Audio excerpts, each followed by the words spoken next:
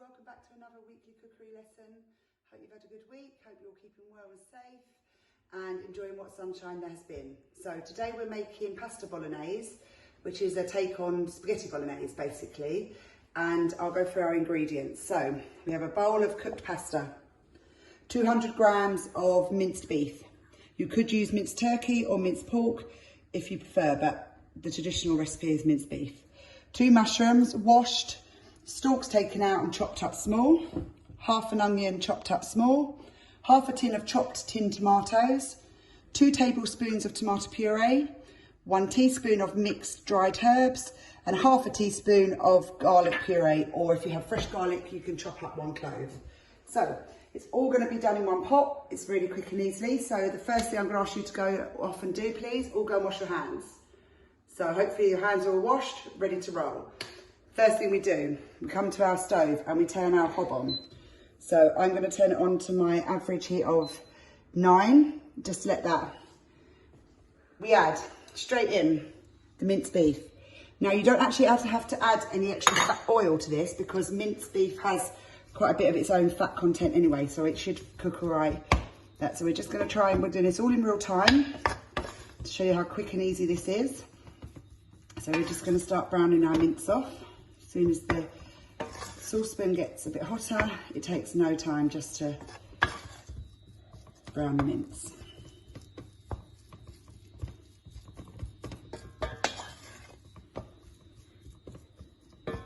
Just keep moving the mince around with a wooden spoon.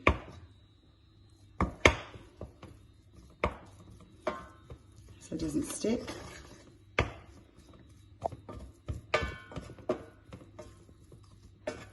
If you find it is sticking a little bit, then of course feel free to add just a dash of cooking oil or even water if you want to keep it low fat, just to keep the mince from sticking. So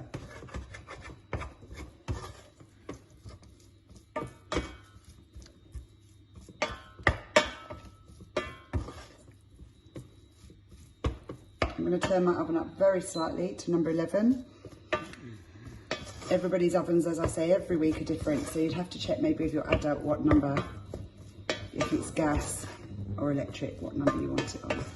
So we're just keeping our mince going. I've put 1 tablespoon of water in mine just to stop the mince sticking, because mine's quite a low fat. This is only 5% fat mince. The higher the fat content in the mince, the less you would need, because more oil comes out. So as you can see, it is starting to brown.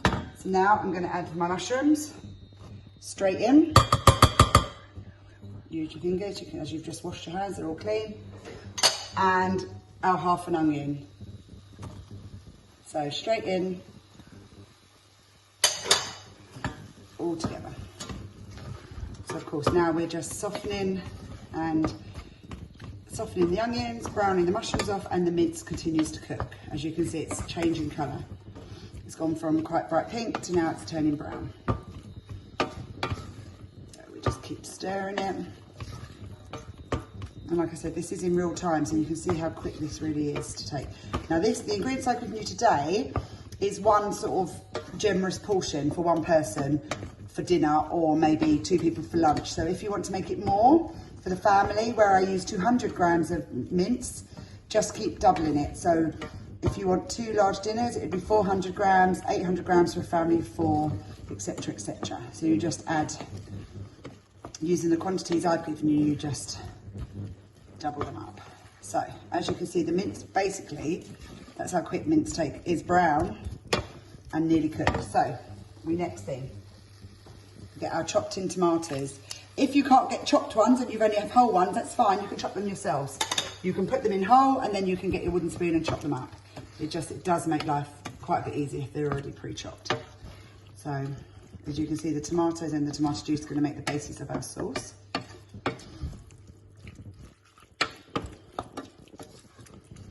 Next thing we come along, we're going to take our garlic, pop our garlic straight in.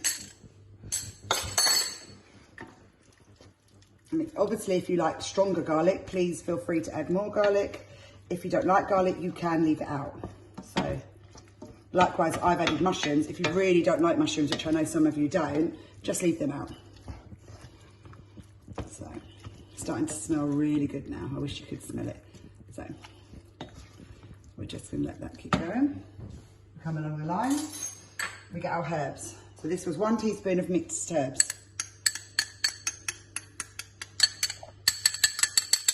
Straight in. Okay, so the mixed herbs are in, the garlic's in, tinned tomatoes. One but last thing, we now add our tomato puree. So that was 2 tablespoons, remember?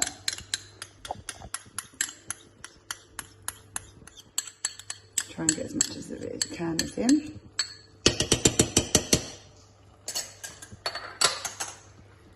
And now we just gently mix. I'm just going to slowly, I'm going to turn this down to 8 now because I want it more simmering rather than boiling viciously. And as you can see, it now looks more like a bolognese sauce. Now for some of you, this is literally nearly done. What I would recommend if you've got lots of time, maybe leave it simmering for about half an hour, just the sauce, on a very low heat. So turn it down to sort of 3, put the lid on it and just let it simmer, and that would make the meat even more tender. But it is ready to eat as it is now, so you don't have to do that. And as you can see, we have a bolognese sauce. Trick, you always add the pasta to the sauce, not the sauce to the pasta, so straight in. Give it a good mix. You want all the pasta coated in the lovely sauce.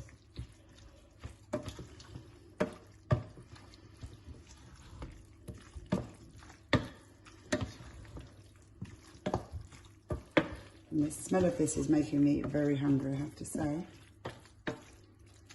Guess what my children are going to have for dinner tonight? Their favourite, pasta bolognese. So literally, that is it. So we take it off, now it's all mixed, we take it off the heat. We get our serving bowl. We get something that can take the heat of the saucepan onto the side so you don't burn your side. Get your bowl, pop it down, and you literally, like I say, this is a generous portion, so this would serve my 2 children, my 2 boys, easily. So to give you an idea of portions. And there we have it. Look how quick that was. Pasta bolognese bake. If you like cheese, feel free, grate a little bit of cheese, sprinkle it on top. Or if you have some parmesan, sprinkle it on top. My boys don't like cheese, so I'm not going to put it on because I don't want to ruin it and waste the food.